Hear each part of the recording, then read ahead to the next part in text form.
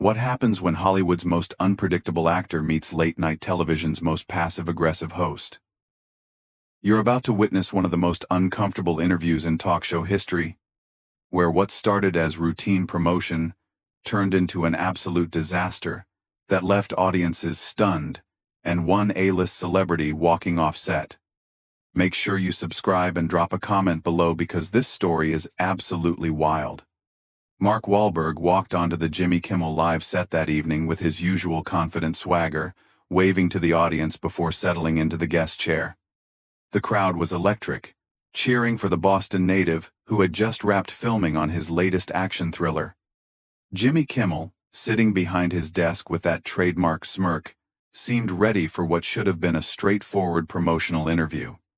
"Mark Wahlberg, everybody," Jimmy announced as the applause died down. "Thanks for being here, Mark. I know you're busy saving the world in movies and probably in real life too, knowing you." Mark chuckled and adjusted his position in the chair. "Thanks for having me, Jimmy. Always good to be here in Hollywood. Even if it's not my favorite place in the world." "Oh right, because you're all about that Boston life now," Jimmy replied, his tone carrying just a hint of something that wasn't quite friendly. "Tell me, do you miss the good old days when you could just, walk around Boston without people recognizing you? Back when you were just, what was it, Marky Mark?" The audience laughed, but Mark's expression shifted slightly. His smile remained, but his eyes narrowed just a fraction. "Those were different times, Jimmy. I was young. Made some mistakes. Learned from them. That's what growing up is about." Sure. Jimmy nodded, leaning back in his chair with that characteristic lean that suggested he was getting comfortable for something. "But you know what I find interesting? You've really reinvented yourself, haven't you? From the underwear modeling to the music career. And now you're this serious actor and producer. It's quite the transformation. People change, Jimmy. People evolve. I've been fortunate enough to have opportunities to grow in this business." Jimmy's smile widened, but it didn't reach his eyes. "Right, evolve. That's one way to put it. I mean, some people might say you've just gotten really good at managing your image, controlling the narrative." Mark leaned forward slightly, his Boston accent becoming more pronounced. "What exactly are you getting at here, Jimmy?" "Oh, nothing.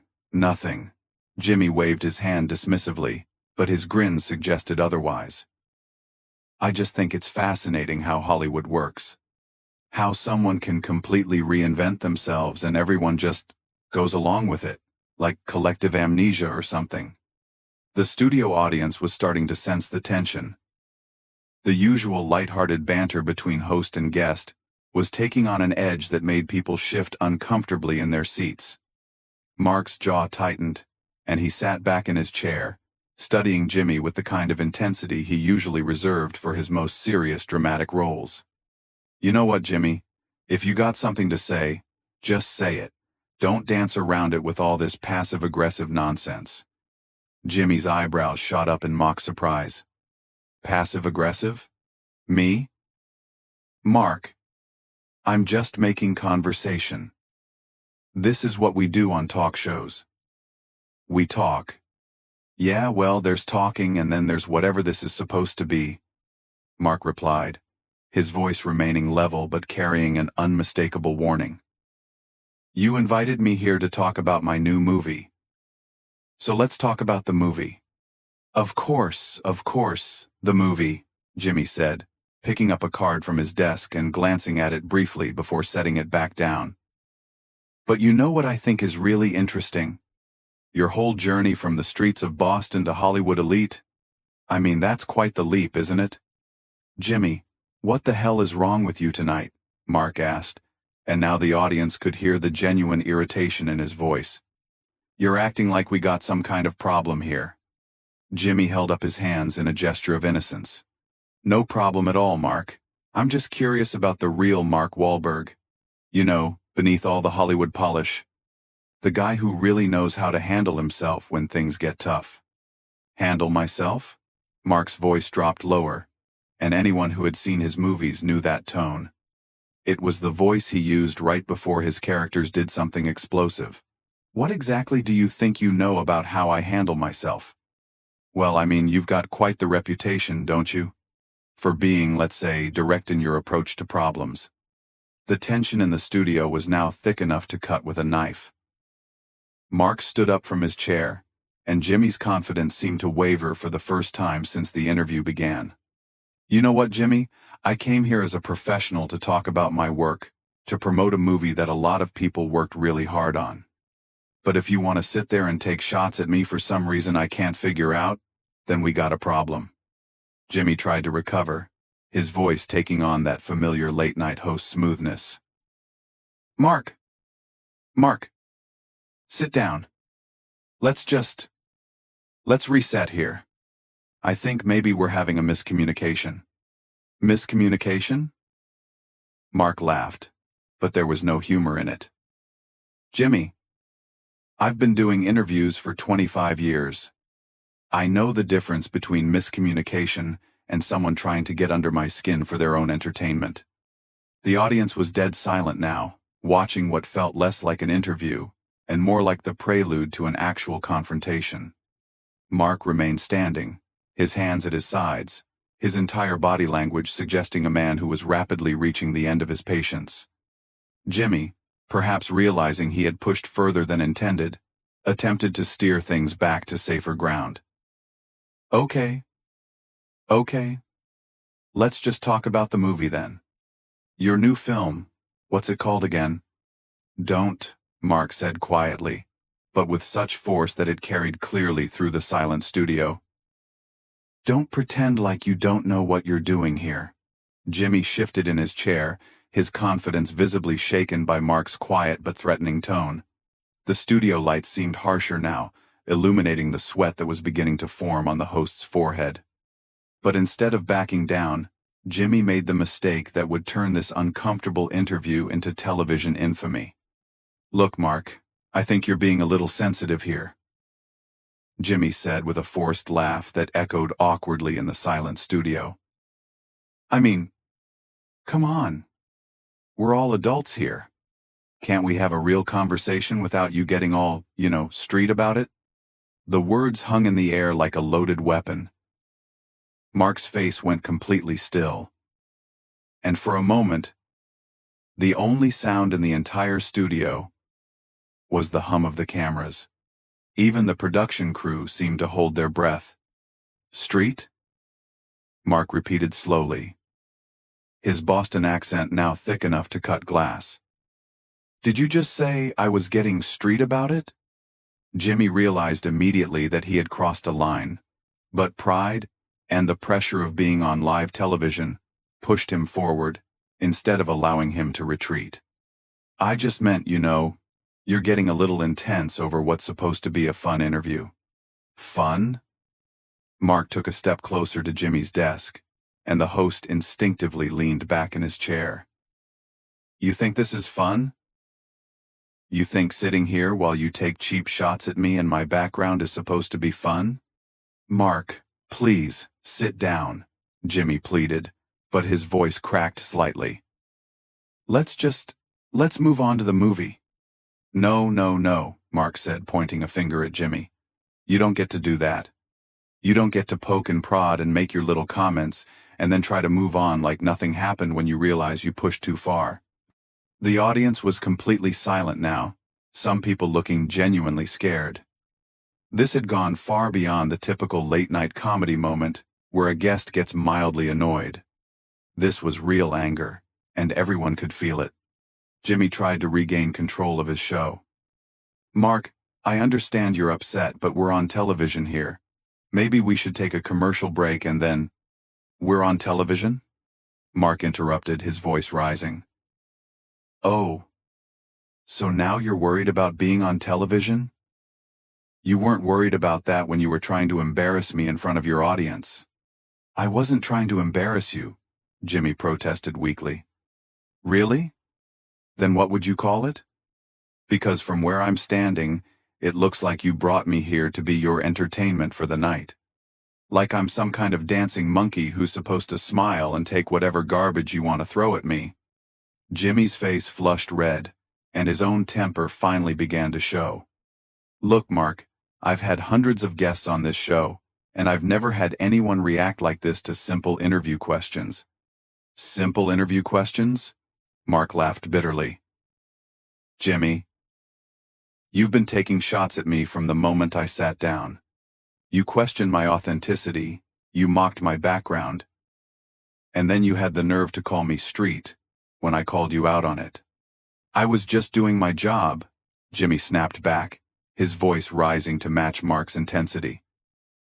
This is a comedy show, Mark.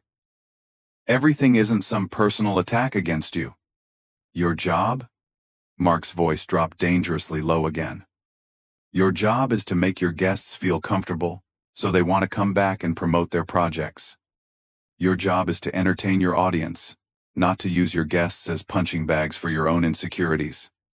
Jimmy stood up now, finally meeting Mark's energy head-on. My insecurities? You want to talk about insecurities?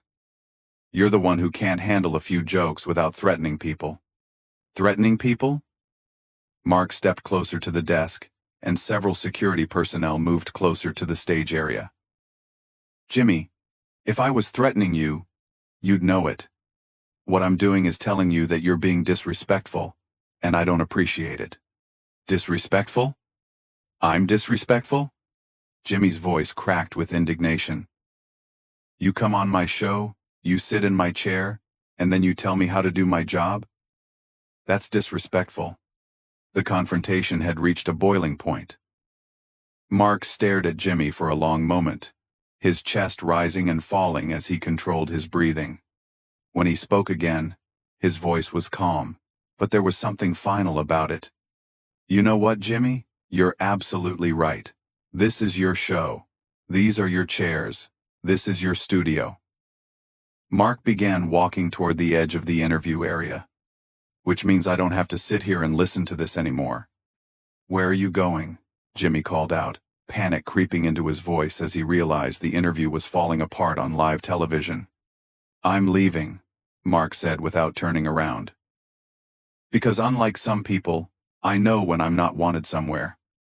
Jimmy, desperate to salvage the situation and probably his job, made one last catastrophic error in judgment.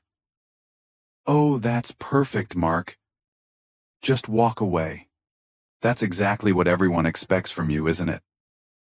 When things get tough, just walk away. Mark stopped dead in his tracks. Slowly, deliberately, he turned back to face Jimmy. The look on his face made several audience members gasp audibly. What did you just say to me? Jimmy, realizing he had just poured gasoline on a fire, tried to backtrack. I didn't mean anything by that, Mark. I mean, you're leaving in the middle of an interview. No, Mark said, walking back toward the desk with purpose.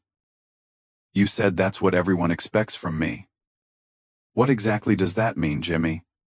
What do you think you know about me that makes you think you can say something like that?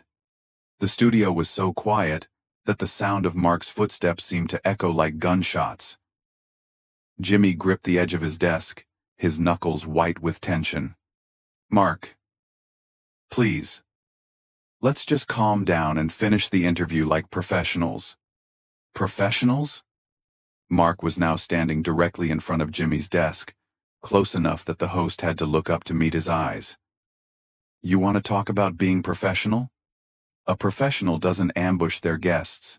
A professional doesn't use their platform to settle personal scores or boost their own ego. Personal scores? Mark, I don't even know you well enough to have personal scores with you. Then what is this about? Mark demanded. Because this sure as hell isn't about promoting my movie or entertaining your audience. Jimmy's face went pale as Mark stared him down, waiting for an answer that everyone in the studio knew was coming. The host's hands trembled slightly as he gripped his desk, and when he finally spoke, his voice was barely above a whisper. You really want to know what this is about? Jimmy asked, his facade of comedy show professionalism finally cracking completely. Yeah, Jimmy, I really want to know, Mark replied, his voice steady and dangerous. Because I came here to do you a favor, to help your ratings, to promote my movie on your show. And instead, you've spent the last 10 minutes trying to humiliate me. So enlighten me." Jimmy stood up slowly, his chair rolling backward from the force. When he looked at Mark, there was something raw and bitter in his eyes that the audience had never seen before. "You want to know? Fine. It's because guys like you make me sick," Jimmy said, his voice gaining strength as his resentment poured out. "You come from nowhere, you screw up half your life, and then Hollywood just hands you everything. Meanwhile, people like me work for years, decades, grinding it out in comedy clubs, writing jokes, perfecting our craft, and we're treated like we should be grateful just to be here." Mark's eyebrows raised in genuine surprise. "Are you kidding me right now? This is about jealousy?" "It's not jealousy," Jimmy snapped, pointing an accusatory finger at Mark. "It's about fairness. It's about the fact that you can assault people on the street, get arrested multiple times, and Hollywood still rolls out the red carpet for you. But if someone like me makes one wrong joke, one mistake, my career is over." The audience was stunned into complete silence. This wasn't entertainment anymore. This was a real psychological breakdown happening on live television. Mark shook his head slowly, processing what he was hearing. "Jimmy, first of all, I never assaulted anyone on the street. And second, you think my success just got handed to me? You think I didn't work for everything I got?" "Oh, please," Jimmy laughed bitterly. "You made a couple of movies where you played tough guys, and suddenly you're this serious actor. You think anyone takes you seriously as a performer? You're a novelty act, Mark. A curiosity."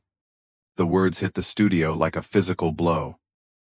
Several audience members gasped, and even the camera operators seemed to shift uncomfortably behind their equipment. Mark stood completely still for a moment, absorbing the insult. "A novelty act," Mark repeated slowly. "That's what you think I am." "That's what you are," Jimmy pressed on, apparently unable to stop himself now that the floodgates were open. "You're famous for being famous, for being the guy from Boston who got lucky. Meanwhile, actual comedians, actual entertainers, we have to scratch and claw for every opportunity."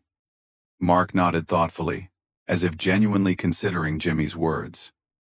When he spoke again, his voice was calm, almost conversational. "You know what, Jimmy? You might be right about some things. Maybe I did get some lucky breaks. Maybe Hollywood gave me opportunities that other people deserved more. But there's one thing you're completely wrong about." "What's that?" Jimmy asked, his voice dripping with sarcasm. "You said if you make one mistake, your career is over. But that's not true, is it? Because you're making a huge mistake right now, on live television, in front of millions of people, and somehow I doubt this is going to end your career. You know why?" Jimmy didn't answer, but his confident expression was beginning to falter. "Because you're going to spin this," Mark continued. "You're going to go on other shows and talk about how I overreacted, how I couldn't take a joke, how I'm this volatile Hollywood prima donna who attacked poor little Jimmy Kimmel for just doing his job. And people will believe you, because that fits the narrative better than admitting that you're a bitter, jealous host who used his platform to try to tear down a guest." Jimmy's mouth opened and closed like a fish out of water. "That's not I wouldn't." "You wouldn't what?" "Tell the truth? You've been lying to your audience for the last 15 minutes about what this interview was supposed to be. You brought me here under false pretenses so you could take your shots and feel better about yourself." The host's voice rose defensively. "I brought you here to do an interview, which is exactly what we're doing." "No, Jimmy, this isn't an interview. An interview is when you ask questions to learn something about your guest or to help them promote their project. This is a hit job. This is you using your position of power to try to make me look bad because you're insecure about your own success." Jimmy's face flushed bright red. "Insecure? You think I'm insecure? I have my own show, Mark. I have millions of viewers every night. I don't need to be insecure about anything. Really? Then why are you so angry about my success? Why does it bother you so much that Hollywood gave me opportunities? If you're so secure in your own accomplishments, why do you care what happens to me? The question hung in the air like a challenge. Jimmy looked around the studio as if searching for support, but found only the uncomfortable faces of his audience and crew. When he spoke again, his voice was quieter, but the venom was still there. Because it's not fair, he said simply. It's not fair that guys like you get to skip the line while guys like me have to wait our turn. Mark stared at him for a long moment, and when he replied, there was almost pity in his voice. Jimmy, there is no line. There is no fair. There's just people working as hard as they can and hoping for the best. And if you spent half as much energy on your own craft as you do resenting other people's success, maybe you wouldn't be sitting here at 2 a.m. attacking your guests because you're bitter about your own life. My own life? Jimmy's voice cracked with rage. Don't you dare psychoanalyze me. You don't know anything about my life.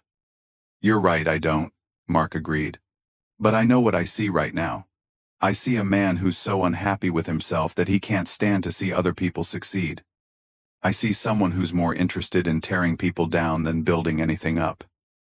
And honestly, Jimmy, that's just sad. I lay 8. Jimmy slammed his hand on his desk, the sound echoing through the silent studio like a gunshot. Don't you dare feel sorry for me. I don't need your pity, and I don't need your amateur psychology. I'm not giving you my pity, Mark said, stepping back from the desk. I'm giving you some free advice. Figure out what's really bothering you, because it's not me. I'm just the guy who happened to be sitting in your guest chair tonight when you decided to have your breakdown. The studio fell into an uncomfortable silence that stretched for what felt like hours. Jimmy stood behind his desk, breathing heavily, while Mark remained calm and composed, despite everything that had just transpired. Finally, Jimmy seemed to realize where he was and what had just happened.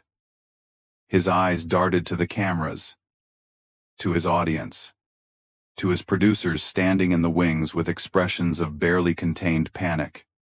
I think, Jimmy said slowly, his voice shaky, maybe we should take a commercial break. No, Mark said firmly. We're not taking a commercial break. We're done here.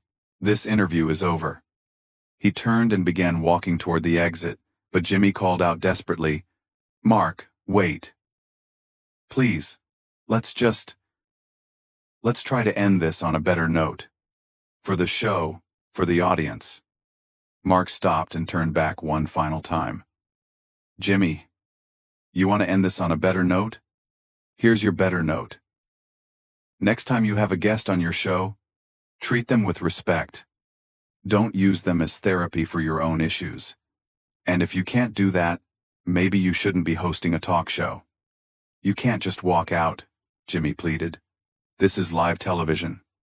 Watch me, Mark said simply. And with that, Mark Wahlberg walked off the Jimmy Kimmel Live set, leaving behind one of the most explosive and uncomfortable interviews in late-night television history.